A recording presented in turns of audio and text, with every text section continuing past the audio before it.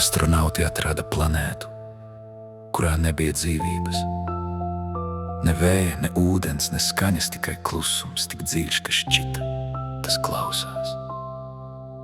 Planētas virsmu klāja tempļi milzīgi, sveši būvēt no melna akmens, kas neuzsūca gaismu, bet to aprie.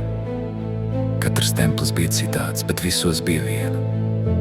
Un tā pati sajūta. Tie nebija pamesti, tie gaidīja.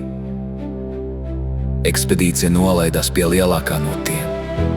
Durvis bija atvērtas. Neviens tās nepieskārās. Viņi iegāja iekšā. Gaiss bija smags, it kā tas nebūtu kustējies tūkstošiem gadu.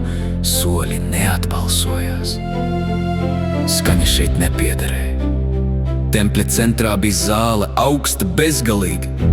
Un tur kāds stāvēja. Beelzebub. Viņš nebija tāds, kā viņi gaidīja.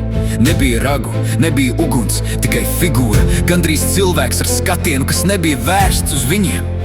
Viņš skatījās augšup un lūdzās. Astronauti apstājās. Neviens nerunāja. Viņš pielūdz kaut ko, kāds čukstēja.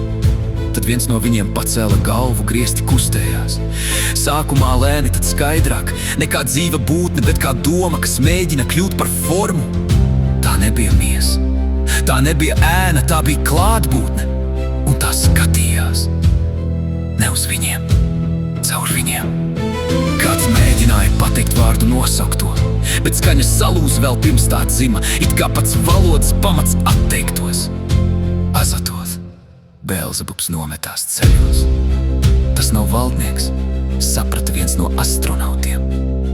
Tas ir kalps. Un tad viņi saprata vēl kaut ko.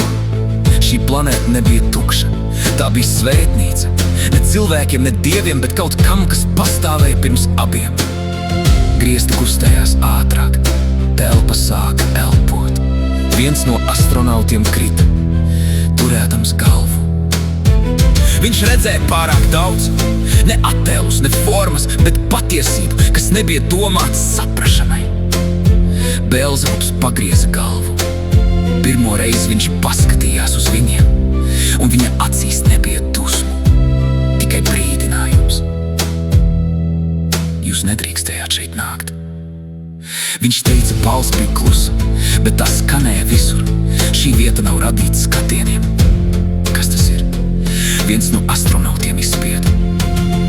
Beelzebubs aizvēra acis. Tas, ko pat mēs nesaucam vārdā, gaismas sāka dzist. Ne tāpēc, ka tā izslēdzās, bet tāpēc, ka kaut kas to izdzēsa. Pēdējais, ko viņi redzēja, bija griesti, kas vairs nebija griesti. Un doma, kas pamotās. Kad ekspedīcija pazuda, signāls no planētas vēl kādu laiku turpināja nākt. Tikai viens teikums, atkārtots bezgalīgi. Viņš joprojām lūdzas.